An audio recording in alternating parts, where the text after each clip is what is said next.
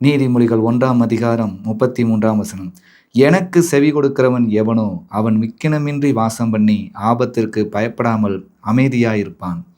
ஆம் பிரியமானவர்களே, எனக்கு செவி கொடுக்கிறவன் யாருக்கு? வானத்தையும் பூமியும் உண்டாக்கின சர்வ வல்லமையுள்ள தேவனுக்கு.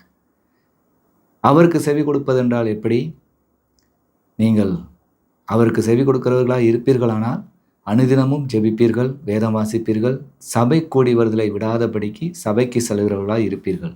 இந்த 3 நீங்கள் செய்கிறீங்களானா உண்மையாகவே ஆண்டவருக்கு நீங்கள் செவி கொடுக்குறீங்கன்னு தான் அர்த்தம். ஏனால் பரிசுத்த வேதாகமும் அதை மையப்படுத்தி சொல்லுகிறது.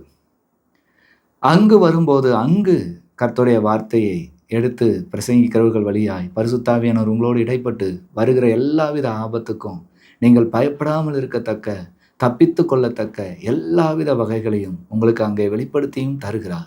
ஆகவே தான் இந்த வசனம் எவ்வளவு மெய்யான ஒன்று. எனக்கு செவி கொடுக்கிறவன் எவனோ அவன் விக்கினமின்றி ஆபத்திற்கு பயப்படாமல் அமைதியாய் இருப்பான் என்று.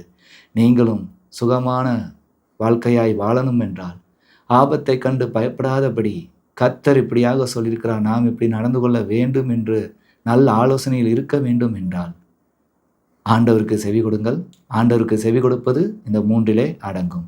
இதை கடைபிடியுங்கள். கர்த்தர் உங்களை எல்லா ஆபத்துக்கும் விலக்கி காக்க வல்லவராய் இருக்கிறார். கர்த்தர் தாமே உங்களை ஆசீர்வதிப்பாராக. ஆமென்.